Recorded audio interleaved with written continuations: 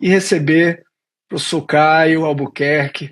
Tudo bem, meu amigo? Boa E aí, noite. Rony, tudo bom? Tá me Pô, ouvindo direitinho aí? tudo bem, muito bem, muito ouvindo bem, Cara, o como áudio é que tá você bem tá? legal. Como estão as coisas? Tudo ótimo, graças a Deus. Obrigado aí por esse convite. Eu fico muito feliz de estar participando aqui com você. Você sabe que você é um cara que eu admiro demais, né? Você é a minha referência, cara. Poxa, cara, para mim, duplamente, é duplamente uma alegria ouvir isso. Poxa vida, quem dera sou eu. Né, o pessoal fala uma inconfidência minha aqui. O Caio é filho de um grande amigo meu, né? Então eu lembro quando o Caio estava terminando a faculdade, aí Igor falou: "Meu filho está terminando a faculdade." Eu fui lá, levei um livro, né, de direito administrativo. E o garoto é muito fera. Não deu um piscou o olho, ele passou para procurador em João Pessoa, piscou de novo, Matheus saiu passando nos concursos. E imagino o orgulho do meu amigo, querido amigo Ivo. Agora, lançou um livro excelente, Caio. Aproveitar publicamente aqui para elogiar. Espero que você tenha conseguido o cupom de desconto. Seu livro sobre contrato administrativo, muito bom, muito bom. Um livro que já tem uma Obrigado. pegada diferente da maioria desses manuais, né? Então, pessoal, para quem não conhece ainda, o livro sobre contrato administrativo, professor Caio Albuquerque, pela editora Fórum, não é isso, Caio? Isso, exatamente. O cupom eu vou ficar devendo, o pessoal da Fora ainda não me entregou, ficou de fazer e não me entregaram ainda, mas depois da live, se alguém quiser, eu vou postar no meu Instagram também, eu te passo pra gente dar pro pessoal esse cupom de desconto. Realmente é um livro que eu tenho muito orgulho de ter feito. Ai, parabéns, parabéns, amigo. Obrigado aí. E continue, porque realmente é um livro que trabalhou muito bem, trabalhou questões econômicas, né? Lembra muito os textos, como de Marcos Nobre, que fala sobre matriz de risco, incentivos. E isso eu acho que é um grande diferencial para quem trabalha com contratação pública, é perceber as licitações e as contratações para além, digamos, do formalismo jurídico, né? Também para as consequências econômicas, todos os incentivos que existem, tanto na seleção como na execução contratual. Então, amigo, parabéns, parabéns pelo livro. Obrigado, Rony. É uma dupla alegria recebê-lo aqui, ver essa sua bela jornada, né? Com pouco tempo você tem galgado espaços, galgado conquistas. Pelo meu querido amigo Ivo, eu fico meio que compartilhando, viu? O garoto pequeno, então fico meio que sentindo um pouquinho dessa sensação de alegria e orgulho que ele tem. Rony, Meu amigo, obrigado. mas já que eu falei, já que a gente começou a falar no livro, acho que a primeira pergunta eu queria falar sobre isso mesmo. Fala um pouquinho da história do livro, Uhum. né? Depois, se alguém puder pesquisar, colocar o link aqui nos comentários, do livro é Contratos Administrativos, Teoria e o autor Caio. prática na nova lei de licitações. Isso da Fora. Perfeito, Vai ficar. perfeito. Então, se alguém puder pegar o link e colocar aqui nos comentários, eu agradeço muito. Mas conta um pouquinho da história do livro, do que você aborda nele, qual o principal enfoque. Tá. Ô, Rony, esse livro, assim, é como você falou, eu procurei trazer uma visão um pouco mais moderna, né, do direito administrativo, que a gente vem vendo muito aí com o Marcos Nobre, que também é uma grande referência para todos nós. E ele surgiu muito da ideia de colocar de uma forma condensada a experiência que eu vinha tendo. Desde que eu entrei nas procuradorias, eu entrei em secretarias, e especificamente secretaria de obras. Aí em João Pessoa eu participei da CEPLAN, fiquei um tempo lá, e em Mato Grosso, quando eu ia para a Procuradoria, foi para a Secretaria de Infraestrutura. Então, nessa parte de obras públicas, eu tinha toda essa experiência, né? Vinha vivenciando essas coisas que a gente só vê na prática mesmo. E procurei muito nesse livro trazer essa conciliação, né? Entre a teoria, que eu vim trazendo também do mestrado, que eu tive uma grande orientadora, que foi a professora Marconietti, daí da Paraíba também, sensacional. Foi ela quem me ensinou muito, quem me apresentou o Marcos Nóbrega também. E aí trouxe muito dessa lógica mais teórica do lado do meu mestrado para juntar com a parte prática e tentar ser mais objetivo, né? Trazer essa visão. Olha, vamos entender o que é a nova lei de licitações, e ajudou muito que lá em Mato Grosso, estou falando lá em Mato Grosso que eu estou aqui em São Paulo, né? Fica meio estranho, né? Mas é lá em Mato Grosso. A gente começou a aplicar logo a nova lei de licitações. Em janeiro de 22 a gente já estava começando a aplicar, entendeu? Já estava começando a regulamentar. Janeiro de 23 já ficou obrigatório. Então, assim, já participei de toda essa experiência de regulamentação da nova lei em Mato Grosso. Eu queria trazer essa ideia para o pessoal entender o que está acontecendo, principalmente nessa parte de contratos, que sempre foi o meu foco de atuação. Então, assim, a ideia do livro é trazer uma concepção objetiva mesmo do que é a nova lei, mas com essa visão também mais focada nesses aspectos econômicos, de compreender, olha, não é bem assim, não é só formalismo, a gente tem que entender as consequências das nossas decisões, tem que entender esse novo regime de nulidades também, como é que funciona, o que é que mudou para as obras públicas, o que é essa lógica toda que a gente vem falando, né, no direito administrativo, que agora que está começando a realmente entrar na prática da vida das pessoas, né, dessa lógica mais econômica e pragmática. Então, assim, a ideia geral foi essa, trazer essa junção de teoria, para não ficar só teórico demais, mas também com a parte da prática dessa nova lei. E o livro realmente ficou excelente, viu? Não é Deve que você por conta... meu pai, não, né, Rony? Não pelos laços que nos unem, mas o livro realmente ficou excelente. Eu tenho que admitir que quando eu peguei o livro, né, a primeira vez, pô, ele tá começando agora, deve ser legal, deixa eu ver. Quando eu comecei a ler, eu lembro que eu tava no avião, peguei para ler no avião, e falei, falei falei, cara, ficou muito bom. O Caio mandou muito bem, o livro realmente ficou muito bom. Para quem lê, agradeço até o Eduardo colocou aqui o link, pessoal, quem quiser dar uma olhada nos comentários. Eu fiquei impressionado, falando seriamente, eu fiquei impressionado, o livro realmente ficou com muita qualidade, continue avançando, ampliando ele, porque você tem muito a contribuir para os inscritos, sem dúvida nenhuma, nessa área. Você falou, por exemplo, um tema que para mim é um dos maiores desafios, e por isso que é bom, é muito interessante que nós temos bons escritos sobre isso, mas é um dos maiores desafios da nova lei, que é o regime jurídico de nulidade.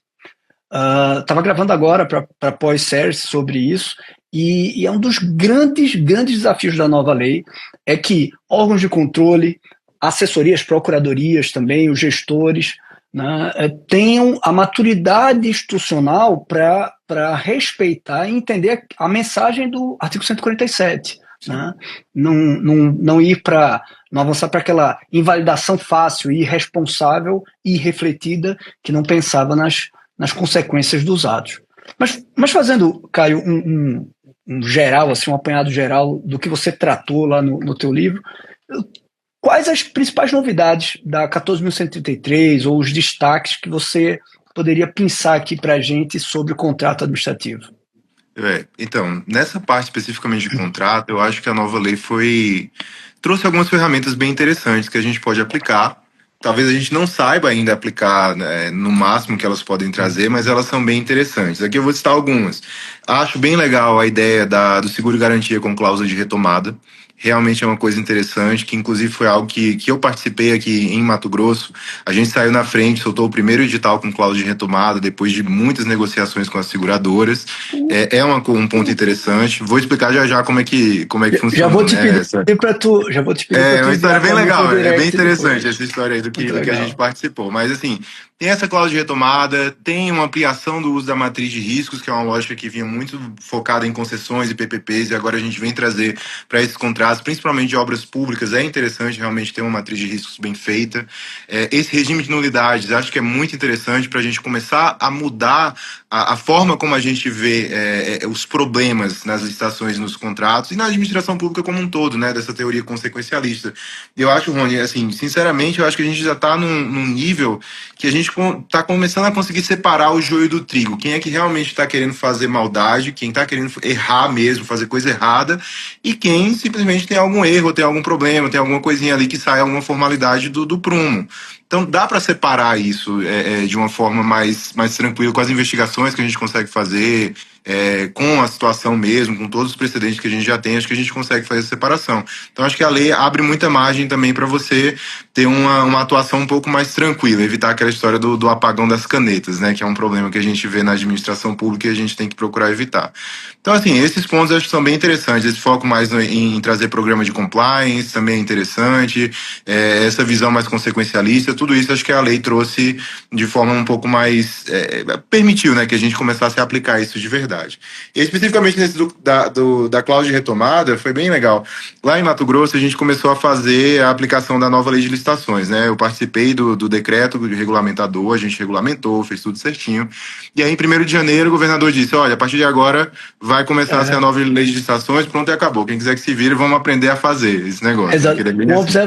Uma observação, né, pessoal? Para quem está ouvindo aqui. Isso aí foi início de 2023, ficou obrigatório. Né? Enquanto a maioria ficou rezando para Para prorrogação. Quando teve a prorrogar. prorrogação, voltou para a estaca zero. Em Mato Grosso, não, eu fui dar um curso, um treinamento no início de 2023, e a turma falou com o maior orgulho: não, aqui é só 14.133, eu não quero mais nem saber da 8.666, né?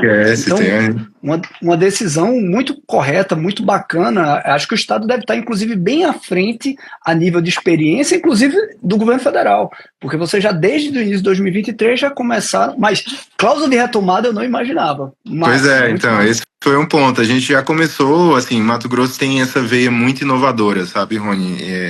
Eu fico muito orgulhoso de participar agora, não só como procurador, mas também da gestão lá, porque tem essa veia inovadora de querer realmente fazer as coisas, de ousar, né? E uma das coisas foi, começou a aplicar em janeiro, isso do ano passado, a gente foi também soltar o primeiro edital com cláusula de retomada. Para nossa surpresa, o que foi que aconteceu?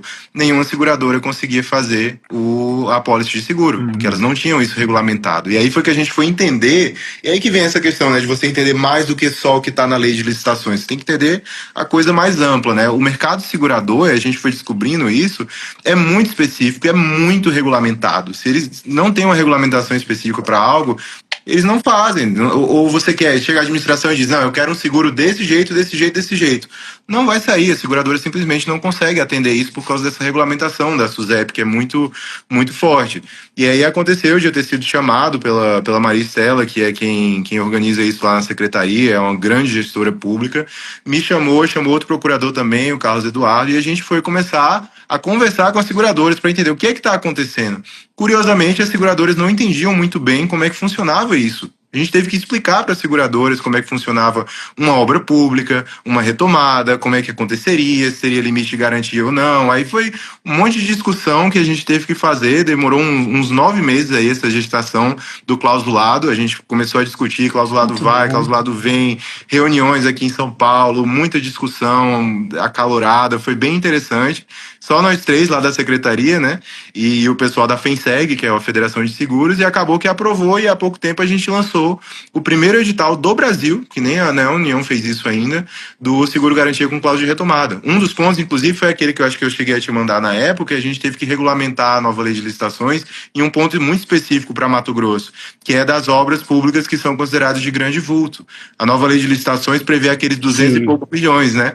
Isso não funciona para todos os estados. Grande vulto para a União não é a mesma coisa que é o grande vulto para Mato Grosso. Naturalmente, o orçamento da União é gigantesco, né? Então, exato. assim, a gente fez uma regulamentação, propôs uma lei específica estadual e estabeleceu o valor de 50 milhões. Que a gente achou que seria Perfeito. adequado os nossos precedentes lá, do que seria interessante colocar nas obras. E aí a gente começou a colocar. Depois que aprovou o clausulado, a Maravilhoso. gente começou a fazer. Maravilhoso. Confirmando aquilo que o meu querido amigo Anderson Pedra sempre diz, né? A definição de norma geral e especial se dá vai ser fixada pela experimentação. Então, pessoal, o Estado do Mato Grosso saiu na frente, falando aquilo que, inclusive, boa parte da doutrina acho que vai defender, né? Eu mesmo defendo. Existem regras da nova lei que não são normas gerais. Uma delas, muito clara, é justamente a fixação do valor do que é a contratação do grande vulto. Não faz sentido que eu tenha um único patamar de contratação de grande vulto para União, para o Mato Grosso, para São Paulo, para Itapororoca, não faz sentido, né? Cada estado, município vai definir por lei, e aí vocês adotaram a estratégia mais tecnicamente mais correta, mais segura, por lei, o que é contratação de grande vulto, que aí vincula realmente a cláusula de retomada. Parabéns, cara, E a parabéns, defesa parabéns desse mesmo. caso é muito clara. A gente percebeu que só tem 3 efeitos de você considerar uma obra como de grande vulto. Vai ter uma matriz de alocação de riscos obrigatória, Perfeito. benéfico. Vai ter o programa de integridade obrigatório, benéfico. E você vai poder usar a cláusula de retomada também com 30% do valor, que inclusive é uma coisa que as seguradoras cobraram muito, que o valor fosse um pouco mais alto para fazer sentido para ela ser a retomada. Então, assim, 3 pontos benéficos para a gente regulamentar com um valor mais baixo. Entendeu? Claro que tem que ter uma noção de cada situação, mas acabou sendo muito bom isso. E agora, inclusive, a gente está com o edital publicado. Esse primeiro edital está publicado, está rolando aí a licitação para a gente ver o que é que vai sair dela, mas os resultados provavelmente vão ser bem positivos, pelo que a gente vem acompanhando. Então, assim, a nova lei é bem interessante, tem essas ferramentas, é como eu falei no começo, né? Nem sempre a gente está pronto para aplicar essas ferramentas. Até o mercado de seguradores não estava pronto para aplicar isso no começo, no primeiro momento. Então, depois de muita discussão, de muito murro em ponta de faca, como se diz, é que a gente realmente conseguiu fazer essa coisa andar. Que Foi bem legal. que bacana, amigo. E assim, imagina você ser tão jovem e participando dessa construção, né? Não, isso Porque é pode ter certeza. sensacional. Poxa, pode ter certeza. Eu conheci uma equipe muito boa também da Procuradoria aí num evento da Negócios Públicos, a Thaís Jordão, uma equipe muito bacana daí. Mandar um abraço também, eu vi o professor Jander, né? Agora mandou mensagem, um abraço para o professor Jander. Então, que a gente falou também sobre isso, regime de nulidade, numa live anterior. Mas é muito bacana, tão jovem estar participando, ter essa experiência de construção que pode ter certeza vai gerar discussões, vai gerar essa, digamos, uma replicagem por outras unidades federativas, talvez até, quem sabe, a regulamentação de vocês nos editais seja utilizada pela própria União.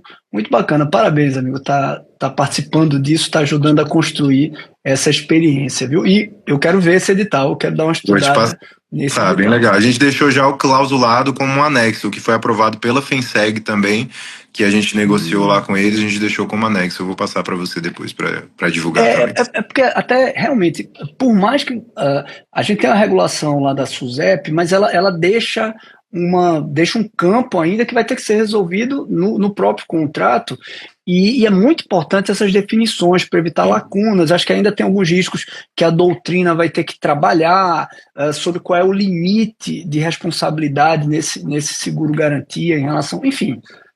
Tem muita coisa para ver, assim, aí assim, tem que ver a questão de, não vou aprofundar tanto aqui nessa parte técnica, mas assim, tem que ver até que ponto você pode colocar em um clausulado específico se há opção ou não, se é obrigatória a retomada ou se não vai ser, de quem vai ser a opção, porque a circular da SUSEP deixa isso meio que aberto também, pode ser de um ou pode ser outro. No nosso caso, a gente preferiu deixar para a seguradora tomar essa decisão em um prazo mais exíguo, e a gente criou também uma lógica de acompanhamento do contrato, então a seguradora tem que acompanhar o contrato junto conosco, que a gente tem que avisar quando houver atraso, para fazer sentido, para que ela saiba no momento de tomar a decisão o que é que vem acontecendo naquele contrato, né?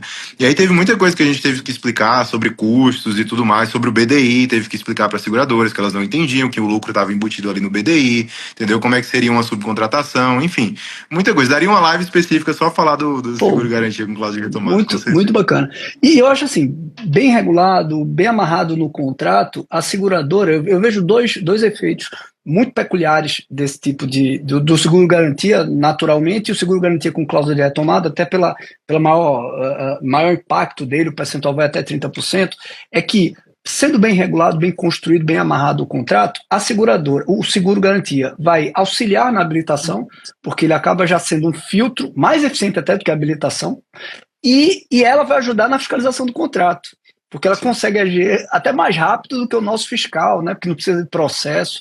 Então... Exato, fora a pressão também, porque se você aciona uma seguradora contra uma empresa, ela não vai ter problema só com aquele contrato, ela não vai conseguir seguro com ninguém, entendeu? Então, assim, para as empresas é bem complicado, e acaba sendo muito bom para fazer esse filtro que você falou, tanto o filtro prévio como o filtro posterior também da execução contratual. É bem legal isso. Muito bom, parabéns, golaço, Mato Grosso, já estou curioso por esse edital. Vamos lá, uma outra pergunta que eu queria falar para você foi um tema que você até já tocou inicialmente, é a questão da matriz de risco, né? Uma das novidades, eu digo novidade, né? Porque teoricamente eu podia já ter matriz de risco na 866, poderia ter, já usava-se em contratos no RDC, em concessões, mas a nova lei trouxe um tratamento, aproveitando a experiência pretérita, notadamente do RDC, trouxe o tratamento da matriz de risco para os contratos administrativos por ela regulados, né? Em relação a esse uso das matrizes de riscos, você acha que ela traz avanço? Quais seriam os avanços para as contratações públicas? Eu estou falando, eu já li o livro, eu sei que você fala no livro, né? Mas para aqui, para o nosso público que está assistindo, quais seriam os avanços que você acha que ela poderia trazer para os contratos da administração pública?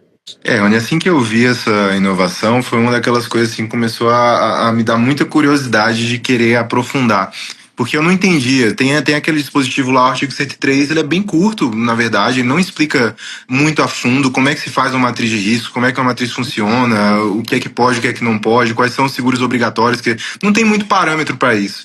E eu comecei a aprofundar, né, a estudar isso mais a fundo, gerou alguns artigos que eu publiquei e depois eu acabei incluindo também nesse livro. Uma grande preocupação que eu tive desde o começo é com relação à metodologia. Como é que se cria uma matriz de alocação de riscos? Não é assim. Foi depois que eu comecei a aprofundar que eu vi que não é bem assim, você chega, vou pensar aqui quais são os riscos e pronto, e acabou. Tem um procedimento para isso, tem análise qualitativa, tem análise quantitativa que você precisa fazer, tem normas ISO também que tratam dessa questão de gerenciamento de riscos, e é coisa que a administração pública não conhece, no geral, entendeu? E eu acho que há um grande risco de nós usarmos a matriz de alocação de risco com um copia e cola. E não é bem essa a lógica dela. Eu acho que isso não está bem colocado na lei. Acho sim, é uma ferramenta essencial, não é só uma ferramenta boa, é uma ferramenta essencial, principalmente para contratos de obra e que envolvam serviço de engenharia. Para certos contratos mais simples, não faz tanto sentido. Então, assim, a lógica é: quanto maior a duração do contrato, maior a complexidade, mais sentido faz você ter uma matriz de alocação de risco. Quanto menor a complexidade, menor o tempo de execução do contrato, menos sentido faz que você tenha essa matriz de alocação de risco. Então, por exemplo, pregão para pronta entrega, necessariamente você, assim, no geral, você não vai ter tanta necessidade. Quais são os riscos de execução contratual? Quase nenhum. E essa é a grande primeira distinção que a gente teve que fazer em Mato Grosso também, que eu tratei muito desse tema na regulamentação do nosso decreto, que foi separar: olha, a gente não está tratando dos riscos aqui da formação da contratação, da licitação, que isso é um erro que eu vejo muita gente fazendo. Coloca a matriz de alocação de riscos e coloca lá: risco de atraso da publicação do edital, risco de atraso na procuradoria, na análise para parecer jurídico, risco na identificação do objeto. Esses riscos são da administração pública. Isso aí tem que constar do mapa de riscos dentro do ETP.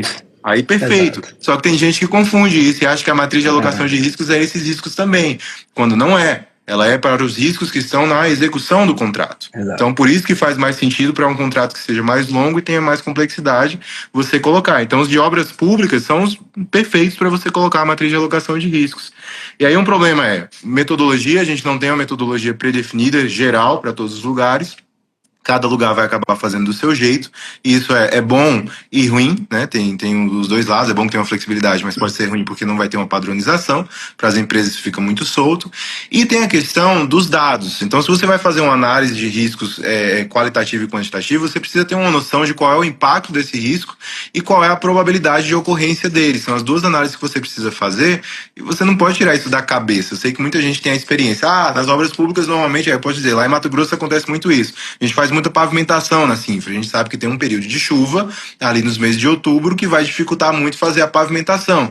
Mas você não pode simplesmente colocar esse risco porque você tirou da cabeça, entendeu? Precisa ter uma certa análise específica.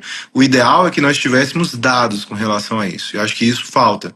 Falta para a administração pública a gente ter essa organização dos dados passados, dos nossos contratos, e falta também uma integração maior, eu acho, com o mercado privado. Eu acho que precisa ter uma integração com o mercado. Eu falo muito também sobre essa questão da matriz de risco ser integrável, né? De você ouvir setor, por exemplo, setor de construção. É bom ouvir um sindicato, é bom ouvir um pessoal que represente várias empresas para entender também qual é o outro lado. Porque se a administração pública faz sozinha, de forma unilateral, aquela matriz, nem sempre ela vai refletir o que realmente precisa ocorrer, né? O que faz sentido de você transferir risco para o parceiro privado. Então, esses são alguns dos problemas que eu vejo que a gente tem com relação à matriz de riscos. Não são insuperáveis, a gente vem procurando resolver isso até em Mato Grosso. No ano passado eu ajudei a fazer uma instrução normativa que nós temos na Cinfra específica para a matriz de alocação de riscos. Lá tem o procedimento, tem as técnicas que você pode usar para montar tem quais são as formas que você vai utilizar para eventualmente fazer alguma modificação que seja necessária nela durante a execução do contrato. Então, assim, a gente procurou criar essa lógica e deixar ali um padrão organizado. Mas ainda é um desafio. Ainda é um desafio você fazer bem feita essa matriz de alocação de riscos. Sim, sim. E vai ser até porque aquela fala que você falou, né? Eu já vi até o professor uma vez falando isso na aula, me deu um arrepio na cabeça, assim, porque a matriz de risco ela tem a ver com as questões contratuais, né? da administração, fase interna, planejamento, problemas, riscos da licitação, eu vou fazer coisa de planejamento, é para mapa de riscos.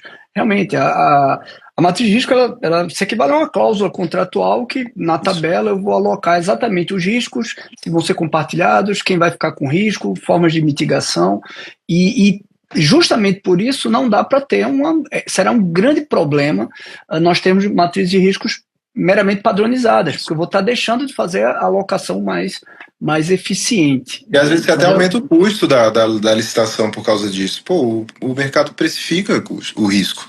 Todo mundo vai precificar esse risco. Se você coloca um risco a mais para a pessoa, ele vai precificar isso na proposta dele, não tem muito como fugir.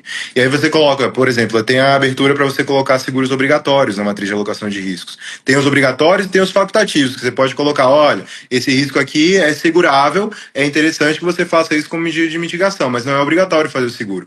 Mas tem outros que você pode dizer, olha, é obrigatório você fazer o seguro para esse risco. Quando você faz isso, vai ter que ter uma taxa específica para incidir sobre isso. A gente já tem no BDI das obras uma taxa específica para risco e para contratação de seguro, mas se você coloca risco que tem seguro obrigatório na matriz de riscos, você vai precisar necessariamente rever essa taxa. Vai ter que ter uma taxa específica que vai acabar subindo o preço da licitação. Então, se você não faz isso da forma correta, você vai simplesmente aumentar o preço da licitação sem ter um retorno. Faz sentido aumentar o preço da licitação para você segurar um risco muito específico para, por exemplo, a construção de um hospital que é essencial? Faz sentido, provavelmente vai fazer sentido. Mas, assim, tem que saber o que é que você está fazendo para não fazer da forma errada, né?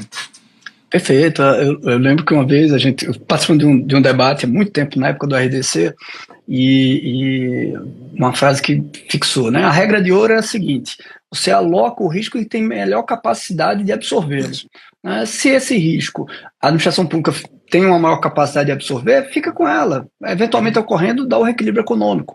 Mas se é um risco que o mercado consegue absorver com mais qualidade, seja por ter mais agilidade, seja porque ele pode resolver isso de maneira mais barata com contratação de seguro, passa para ele o seguro, passa para ele o risco e deixa ele resolver. Exatamente amigo, isso. E agora passando para a infraestrutura, né, que você está atuando essa área tão desafiadora, né? Agora mesmo que eu estou de licença na AGU, é um tema que eu tenho estudado, comprei alguns livros para dar uma estudada, dar uma aprofundada, pesquisando um pouco nessa área de infraestrutura. Assim que defender a tese, vai ser um dos meus principais objetos de pesquisa, né? Na tua opinião, quais os principais gargalos que acabam afetando a execução dos contratos administrativos nessa área de infraestrutura? Bom, eu acho que, assim, nessa área de infraestrutura, acho que a gente ainda tem uma confusão, tanto jurídica como de decisão política, de saber diferenciar qual é o caso de um contrato administrativo normal, digamos assim, e qual é o caso de você usar uma parceria público-privada, aqui eu falando em sentido amplo, considerando também as concessões, né? Na prática internacional é um pouco mais amplo com o sentido. Eu acho que falta muito a gente entender que há uma diferença entre os dois, que os dois são opções válidas, são opções viáveis, mas que para certos casos vai fazer mais sentido um do que outro.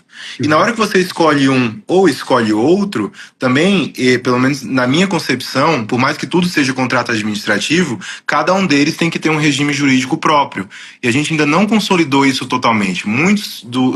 A maioria das pessoas que trabalham, né, juridicamente com essa área de infraestrutura tem essa defesa, né, de que, olha, é diferente, não incide aquela questão dos 25% aqui, de alteração unilateral, na parceria público-privada, tem que entender melhor qual é a lógica do contrato, a matriz de riscos não é exatamente a mesma, os riscos que você vai transferir não são exatamente os mesmos, mas ainda assim eu acho que falta consolidar essa ideia como um todo, de que, olha, contrato administrativo é uma coisa, a administração tem as prerrogativas dela, aquilo ali faz sentido. No contrato de parceria público-privada, nem sempre esse sentido vai ser o mesmo. Não é exatamente a mesma prerrogativa que você tem. Não estou falando aqui que não é para ter as prerrogativas, que eu acho que isso também é uma complicação que a gente tem hoje em dia, né? Trazendo essas influências das teorias econômicas e consequencialistas, a gente costuma pensar aqui que tudo vai ser custo de transação nesses contratos, né? E aqui, para quem não conhece, né, essa questão, né, a gente tem tido essa influência econômica nos contratos administrativos, você vem acompanhando isso muito bem, né, Rony? Em que a gente vem trazendo conceitos que são extrajurídicos para a gente entender também essa questão das consequências daquilo que a gente toma de decisão. E custos de transação são os custos que estão envolvidos naquela transação específica que a gente considera o contrato, né? Certas coisas aumentam esses custos, certas coisas diminuem esses custos. Se você diminui o custo de transação num contrato administrativo, é ideal porque você vai ter um custo reduzido no final para a sociedade, né, que vai pagar. Tem certas coisas que realmente aumentam esses custos, que são, por exemplo, problemas institucionais, insegurança nas contratações públicas. O tempo todo você tem problemas de judicialização, de concessão, de parceria público-privada, até das obras públicas você tem essa dificuldade. Então tudo isso aumenta o custo de transação e vai ser precificado pelo privado. Agora, por exemplo, nos contratos administrativos normais, aí eu vou divergir aqui da maioria dos autores que entram nisso, tá? Inclusive do próprio Marcos Nóbrega. Mas se fala muito que a prerrogativa dos 25% de alteração unilateral é para ser considerado um custo de transação. Eu digo, olha, na prática não é sempre assim não, tá?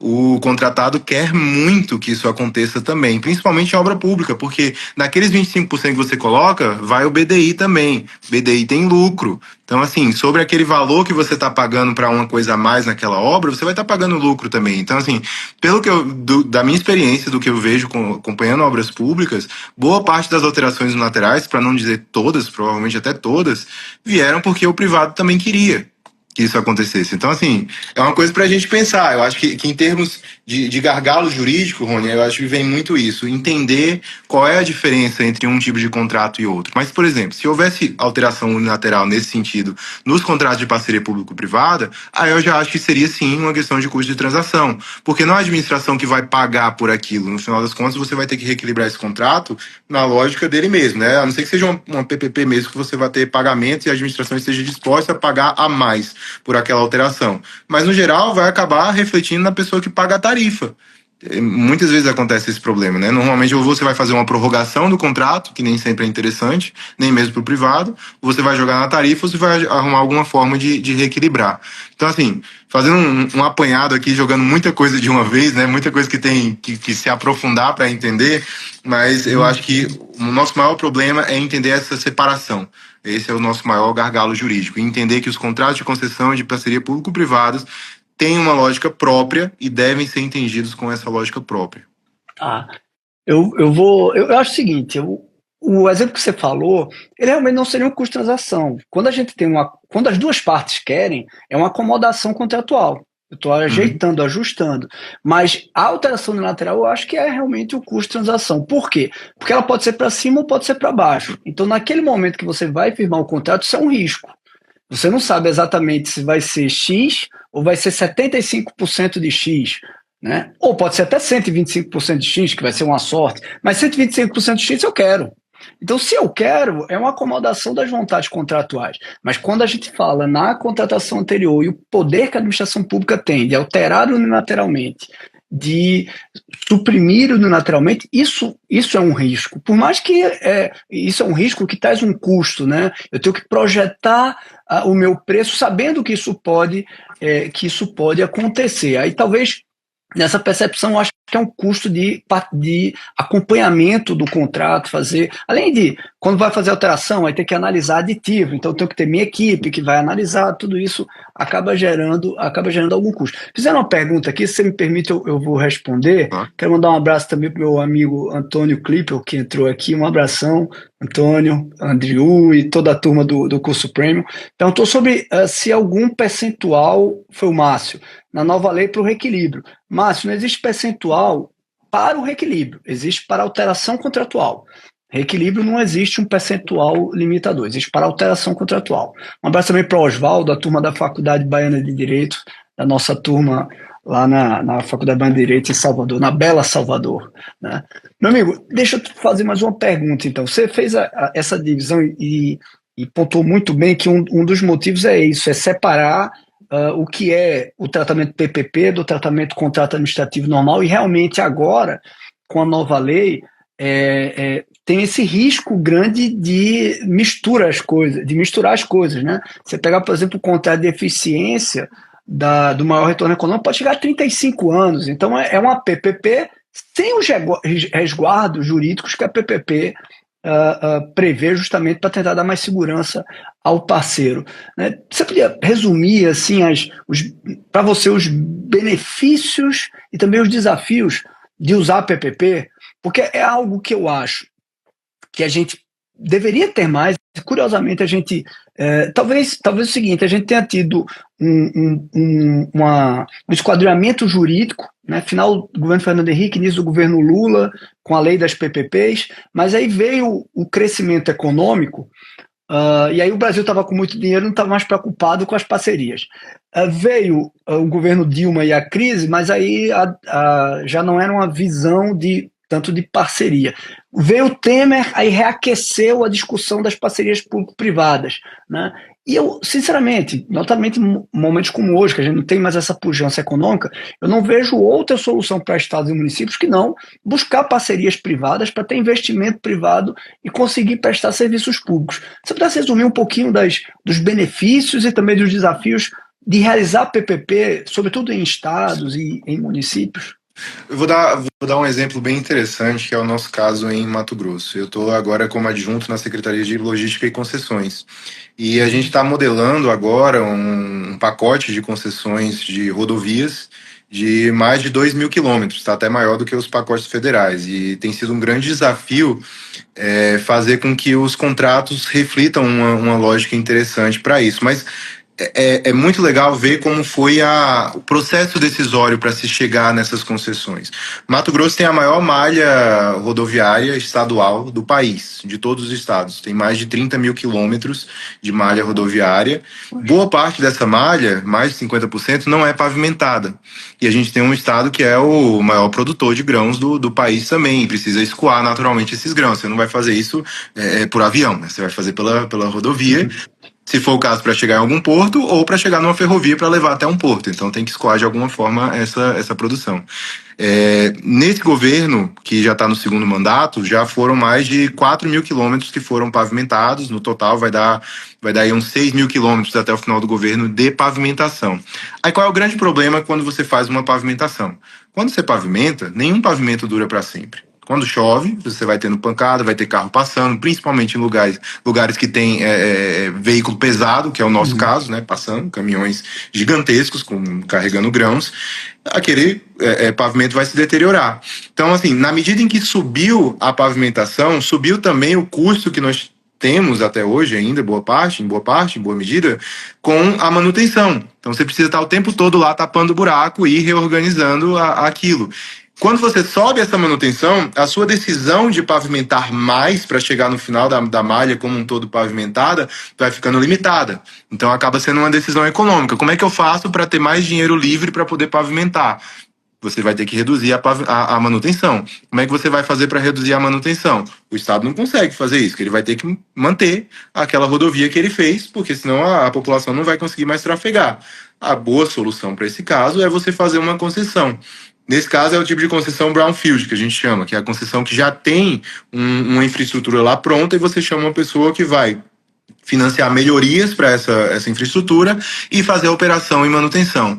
Para nós faz todo sentido fazer isso, porque nós temos um tráfego pesado e aí a tarifa de concessão rodoviária é muito influenciada pelo número de eixos que passam lá, né? Então, assim, quem mais paga é esse pessoal que tem o tráfego mais pesado, que também é quem mais demanda manutenção da rodovia, né, por conta disso, e acaba que essa decisão gera digamos, uma bolinha econômica ali naquela rodovia, em que você vai ter uma pessoa que sabe fazer a gestão, sabe fazer aquelas obras, vai fazer a manutenção, e o próprio parceiro privado vai se organizando ali com as tarifas e fazendo aquela organização da rodovia, aquilo que o Estado faria. Então, quando eu tiro isso do Estado e posso fazer mais pavimentação, a gente sai ganhando, no final das contas, porque senão eu ia ficar limitado naquilo dali. Olha, chegou nisso aqui, eu só consigo 4.000 quilômetros de pavimentação, porque o resto agora o dinheiro vai todo para manutenção desses 4.000 quilômetros, entendeu? Então, assim, é uma lógica muito, muito econômica no final das contas, não é só jurídica, né? É uma decisão que, infelizmente, eu acho que no Brasil acabou sendo muito politizada, que eu acho que não deveria ser. É uma decisão de Estado como qualquer outra. Você pode decidir, não, vou fazer PPP porque faz mais sentido, vou fazer uma concessão aqui porque faz mais sentido para a gente ter dinheiro para fazer outras coisas, que nossos recursos são limitados no final das contas. E acabou que se politizou muito isso, que não deveria ser, é uma decisão econômica e jurídica ao mesmo tempo. Então você decide, olha, alguém pode gerir isso aqui melhor do que o Estado? Vamos passar para o Estado fazer essa gestão. Ele se sustenta sozinho, só com pagamento de tarifas? Sim, não. Se não, vamos ver se cabe uma concessão aqui patrocinada, uma concessão administrativa. Será que é a situação de fazer isso? Pode ser que sim. Então, assim, é uma decisão que envolve entender cada infraestrutura em si, sabe? Eu acho que a gente tem realmente, como você falou, teve esses altos e baixos, tem esse risco realmente de a nova lei de licitações acabar englobando demais a lei de concessões, que para mim, eu realmente acho que não é uma coisa boa que Concordo, aconteça. Eu acho que a lei concordo. de concessões, do jeito que tá, precisa ter algumas melhorias, mas é interessante que ela seja não vou dizer sucinta, mas que ela seja reduzida, porque os contratos precisam ter uma lógica própria. Não é a mesma coisa você fazer uma PPP de iluminação pública de você fazer uma PPP de um hospital. Absolutamente não é a mesma coisa. Uma de concessão de rodovia não é a mesma coisa que uma concessão de um aeroporto. Não tem nada a ver uma coisa com a outra. Então, assim, a lei tem que ser básica mesmo para que os contratos tenham essa liberdade para evoluir de maneira clara com relação à regulação. Então, essa evolução regulatória é natural e a lei não consegue acompanhar. Perfeito, Os contratos, sim. Tanto que você vê perfeito. a NTT fazendo várias e várias etapas aí do programa federal. Por quê? Porque cada etapa vai trazendo aprendizado para a próxima, que uma lei não conseguiria fazer. Perfeito, até porque o nosso modelo de contrato administrativo da lei geral, né, que vem replicando o modelo desde o Decreto-Lei 200, 2300, muito influenciado pela Lei de Licitações paulista, né, com autoria do professor Eli Lopes Meirelles, sinceramente, do ponto de vista econômico, ela ignora o que é o contrato administrativo. Aliás, ignora o que é um contrato. Nosso modelo de contrato administrativo padrão para tudo é um erro do ponto de vista funcional, porque a função do contrato é justamente servir a instrumento de facilitação da troca. Então, quando eu vou fazer uma concessão, eu preciso realmente ter liberdade na lei para que a modelagem do contrato de concessão seja feita da maneira mais eficiente para o atendimento do interesse público. Não é criar, tem que ter essas 15 cláusulas necessárias. Isso é uma tolice que a gente trouxe para as licitações públicas, que realmente é totalmente compatível com a lógica de grandes contratos, né? Eu espero que até na própria Lei Geral de Licitação a gente, aos poucos, se desprenda um pouquinho desse modelo formalista de ver a contratação. É isso. Em relação à opção das concessões, amigo, eu lembro muito, infelizmente o debate no Brasil é muito contaminado por alguns argumentos falaciosos, para não dizer às vezes até bobos ou estúpidos, né? Eu lembro que uma vez a gente estava discutindo aqui, morava em João Pessoa, trabalhava em Recife, né? E aí saía na sexta, vinha aqui dormir em João Pessoa para dar uma aula, né? Então pegava muito a estrada Recife João Pessoa, pelo menos 2 vezes ou 3 por semana. E uma vez a gente estava discutindo sobre concessão numa faculdade, e o pessoal, absurdo, a gente já paga muito imposto e ainda vai pagar o pedágio, né? Ainda vai pagar o pedágio. Eu falei, meu amigo, não tem nada de absurdo. Pelo contrário, isso é muito mais justo, né? Não, não é. Eu falei, olha, a concessão ela faz uma alocação justa do custeio do serviço por quem usa. E eu falei para ele, olha, quantas vezes você vai para Recife por ano? Ele, umas 2. Eu falei, pronto, eu vou 2 vezes por semana. É justo que eu pague a mesma coisa que você para a manutenção dessa rodovia? A concessão me obrigaria a pagar 2 vezes por semana. E você Exato. 2 vezes por ano. Né? Não, e dá para ir até além nesse argumento, assim, é uma coisa que eu escuto mesmo. Mas se você pensar, por exemplo, tirando só Pernambuco, nessa rodovia que você passava aí, que acho que era a BR, né? Mas digamos que fosse uma rodovia estadual, né? Em algum momento, alguém lá de Petrolina que nunca usa essa rodovia teve que pagar tributo também para ela ser feita. E hoje vocês estavam usando aquela rodovia e o cara de Petrolina não estava. Então, eventualmente, quando faz uma concessão e você começa a pagar e sobra dinheiro, o cara de Petrolina vai receber a rodovia que você já recebeu, que ele pagou pela sua e você não pagou pela dele ainda. Então, assim, essa lógica de equilibrar não só na concessão, ela é mais ampla, ela é uma lógica fiscal até. Em algum momento você vai ter que redistribuir aqueles recursos para onde faça sentido, né? Eu também acho. Então, uma modelagem que os estados e municípios, talvez a maior dificuldade seja formar quadros preparados também na gestão pública. Né, esse é o grande problema, Rony. Eu acho que assim, a gente tem poucas pessoas nessa área. Todo mundo se conhece da área de infraestrutura. Né? Eu comecei muito nos contratos administrativos normais, digamos assim, normais, né? E entrei muito na infraestrutura. E assim, todo mundo que eu conheço de infraestrutura se conhece, um conhece o outro, é um nicho. Tem pouca gente que entende disso. É difícil você achar pessoas, até para montar a minha equipe, por exemplo, é difícil. Alguém sair da minha equipe hoje vai ser difícil repor, porque é pouca gente que entende do assunto ou que está até disposta a entender desse assunto. É um desafio que a gente tem aqui no Brasil, de realmente formar essas pessoas da próxima geração de infraestrutura. Amigo, a gente está chegando quase perto do final. Eu queria te perguntar como que se pode criar, né? Naturalmente, imagina o desafio do governo estadual aí no Mato Grosso, criar um ambiente mais atrativo para a participação do investimento privado nesses projetos de infraestrutura, né? A gente precisa de muita segurança jurídica, mas como atrair mais investidores para digamos, essa parceria? Olha, Rony, eu acho que assim, muito dessa atração de investimentos depende principalmente do jurídico. Numa modelagem dessa, você tem pessoas que trabalham com o econômico financeiro, tem as pessoas que trabalham com a parte técnica, tem várias pessoas trabalhando ali, né? É multidisciplinar, mas quem realmente vai definir se a coisa é interessante ou não vai acabar sendo o jurídico, porque se você não tiver regras claras sobre o que vai acontecer durante aquela concessão, você não vai investir. Uma pessoa não vai investir dinheiro onde você tem um CDB, por exemplo, que você vai querer investir, você não tem certeza de como é que ele vai funcionar, se de repente ele vai sumir, se alguém vai ajuizar alguma ação, se você vai atualizar aquele valor por alguma coisa da sua cabeça depois. Então, assim, a gente precisa realmente dar essa segurança. E eu defendo até mais hoje em dia. Eu não falo mais só em segurança jurídica. Tem que ter segurança jurídica e ao mesmo tempo flexibilidade também. Porque esses contratos são de longuíssimo prazo, né? 30 anos é muito tempo, daqui a 30 anos a gente vai estar perto de se aposentar, né? Eu ainda não, que eu acho que eu não vou nem me aposentar, mas vai demorar um pouquinho mais. Talvez pra você, né? Daqui a 30 anos, não Meu sei. amigo, eu acho que É quando eu difícil, estiver né? chegando perto, esse é um dos motivos que para nós só tá a gente aqui. Esse é um dos motivos da licença, porque para mim, quando Tá. chegar perto da aposentadoria, eu vou dizer, rapaz, ó, acabou, quem aposentou, aposentou, quem não aposentou, um Cancela tudo, não abraço. tem mais. Pois é, então assim, 30 anos é muito tempo, muita coisa vai mudar, inclusive a regulação naturalmente vai mudar para se evoluir também, né? Tem a infraestrutura é viva, principalmente em rodovias, ela está sempre mudando, em qualquer infraestrutura isso vai acontecer também. A forma de gerir, a forma de você inovar naquele contrato vai mudar também. Então assim, você tem que ter uma abertura para isso. Eu defendo uma regulação muito mais focada em contratos, que eu venho chamando assim, né? Eu estou tentando fazer emplacar esse nome até, mas uma regulação por contratos procedimentais. São contratos que prevêem mais procedimentos do que soluções prontas. O que eu preciso ter é a segurança de que, no momento em que surgiu o problema, eu sei qual é o passo a passo que eu vou ter que seguir para chegar na solução daquele problema. Isso é o que realmente importa. Você dá uma solução pronta, agora, daqui a 30 anos, essa solução não vai valer a pena. Então, assim, você tem que ter revisões periódicas desses contratos, tem que ter procedimentos claros sobre como isso vai acontecer. É a regra do jogo. Tem que ter regra do jogo clara. Eu acho que nossos contratos ainda não chegaram nesse ponto. É essa lógica que eu venho procurando trazer nos contratos de Mato Grosso dessa próxima geração, né? Que a gente fala que a gente vai chegar agora na quinta geração de contratos de concessão.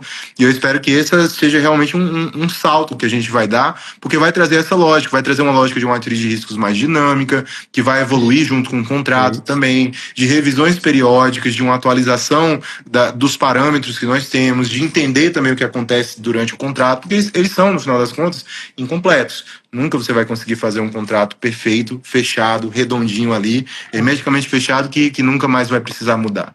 Então, assim, a gente tem que, na verdade, entender que se muda, vamos mudar junto, vamos entender como é que se muda. Não é entender que vai mudar e vamos tentar evitar a mudança. Não, vamos abraçar essa mudança, talvez tenha uma oportunidade boa que venha dela. Eu penso mais assim, entendeu? E acho que esse é um grande caminho que a gente tem para trazer não só mais investimentos, mas também segurança para a administração pública. Porque quando vai trocando de pessoas que fazem a gestão daquele contrato, elas precisam ter regras claras também sobre o que precisam fazer em cada situação, porque elas não têm o histórico do que passou nos últimos 15 anos, por exemplo. Perfeito, da Então, assim, eu acho que segurança. essa lógica que tem que ser trazida. Segurança e flexibilidade ao mesmo tempo, para mim, por meio de procedimentos claros. Regra do Perfeito. jogo. Perfeito, amigo. O meu querido amigo, aluno lá da faculdade, ex-aluno, né, da Faculdade Baiana de Direito, Ricardo Lima, ele está muito interessado no tema. Se você depois deixar o recado, se bem que está marcada no post, na postagem, Ricardo, o endereço do Caio, se você eventualmente quiser me ter contato, ele atua na Bahia, e é Estou um à grande querido disposição. Quem aluno, precisar falar, pode entrar em tá? contato, perguntar sobre o livro, perguntar sobre artigos. Sempre gosto de falar desses temas. Por mim, eu passava a Legal. noite toda aqui conversando. Muito bom. Meu amigo, e você falou da flexibilidade, né? Tem um artigo muito, muito bacana do professor Marcos Nóbrega, Veras Deus, esqueci. Deu um branco agora. Vou mandar para você, muito interessante, justamente esse dilema sobre o reequilíbrio econômico em contratos de longa duração. Realmente não dá, é um grande equívoco tentar manter a lógica do T0, né, do reequilíbrio econômico, de voltar à proposta apresentada, a equação econômica, a intangibilidade da equação econômica, voltar isso aqui de maneira digamos, matemática, é uma grande ilusão, né? Porque em contratos de longa duração, as expectativas, eles explicam no artigo, no escrito, as expectativas vão mudando, né? As partes vão se conhecendo mais, o Marcos falou muito sobre isso, né? Então, o ideal talvez seja construir uma solução procedimental. Essa ideia pode ser, espero que dê um excelente resultado, com alguns pontos de controle, talvez essa seja a melhor solução. Não tentar adivinhar um momento, uma equação a qual aquele preço deva retornar. Até porque com o tempo mudam as expectativas, mudam as valorações, mudam, tecnologias mudam. O melhor exemplo disso, Rony, eu acho, assim, para fazer uma analogia aqui bem simplória mesmo, é com relação às nossas relações privadas como um todo. O Código Civil já tem lá algumas previsões, a gente já tem aquelas previsões do que acontece, mas quando tem algum problema, para onde é que a gente vai para resolver o problema?